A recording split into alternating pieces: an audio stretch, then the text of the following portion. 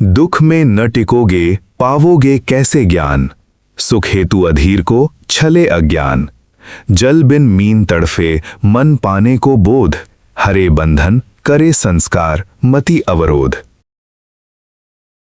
भगवान का रूप सत्य शिव सुंदर रूप से बतलाया गया है तथा जीव को अल्पता का भाव त्याग कर विराट ब्रह्म में पहुंचने का प्रयास करना चाहिए।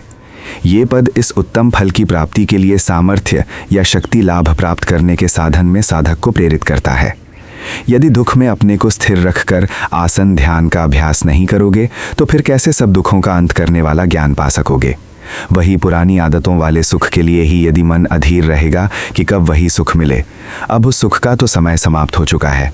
उसकी प्रतीक्षा या आशा वाले मन को तो अविधा या अज्ञान शीघ्र ही चलेगा। अर्थात जिन सुखों का समय निकल चुका है उनके बारे में यदि मन सोचों में ही खोया रहेगा तो उसे उनको फिर से पाने का तो कोई मार्ग सुझेगा नहीं, परंतु तृष्णा उनसे मुख मोड़ने नहीं देती। उनके ही उपाय के लिए विचारों में खोया रहेगा और उपाय कोई दिखेगा नहीं, तो ज्ञान शून्य अज्ञान या अविद्या की दशा में मन भूला हुआ ही समय व्यतीत करता रहेगा।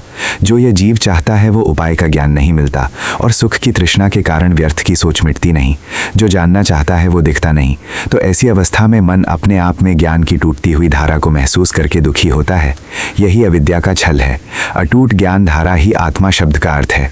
ऐसी स्थिति में ज्ञान का भूखा जीव यदि सही आत्मा या सत्य का ज्ञान रूप बोध न जगा सका तो फिर पुराने संस्कारों के चक्कर में ही पड़ेगा और उनमें सब राग द्वेष आदि बंधन फिर से उसकी मति को भ्रष्ट कर देंगे और सत्य आत्मज्ञान की दिशा में नहीं जाने देंगे।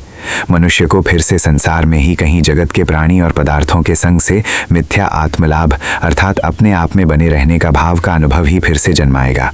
जैसे जल बिन मछली तड़पती है, ऐसे ही अविधा या मिथ्या ज्ञान की दशा में जीव बोध या ज्ञान रूप अपनी आत्मा को पाने के लिए छटपटाता है, परंतु वही पुरानी सुख की तृष्णा के कारण उसे व्यापक सब में विद्यमान ज्ञान तो दिखाई नहीं देता। जैसे नशे की आदत वाले व्यक्ति को नशे बिना जीवन शून्य प्रतीत होता है। जब तक उसको नशा प्राप्त ना हो तब तक उसका अपना आपा खोया हुआ रहता है, वो अपने आप में प्रतीत नहीं होता। ऐसी अवस्था में उसको अपने आप की ज्ञान की शून्यता सी प्रतीत होती है। इस अवस्था में ऐसा महसूस होने लगता है जैसे कि अपनी जान स्वरूप आत्मा का ना रहना या नाश ही होने जा रहा है। परंतु कोई भी नष्ट तो होना चाहता नहीं, इसलिए अपने आप को बने रहने का ज्ञान जैसे तैसे भी उपजाता है, फिर हो चाहे नशा प्राप्त कर लेने पर हो या अन्य प्रकार। परंतु तृष्णा पूर्ण करने पर जो अपना आपा या आत्मा मिलता है वो तो एक दिन खोया हुआ ही होगा, क्योंकि तृष्णा तो सदा पूर्ण करते रहना संभव नहीं है।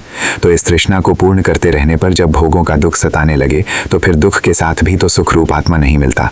इसलिए मनुष्य को अंत में यही उत्तम मार्ग अपनाना उचित है कि इस तृष्णा वाली आत्मा या अपने आपे के मोह को छोड़कर शुद्ध ज्ञान स्वरूप दुख में और सुख में समान रूप से बसी रहने वाली आत्मा और सब में भी जो समान रूप से बसी हुई है वही अनुभव में आए, तो ही साधक सच्ची शांति को उपलब्ध हो सकता है।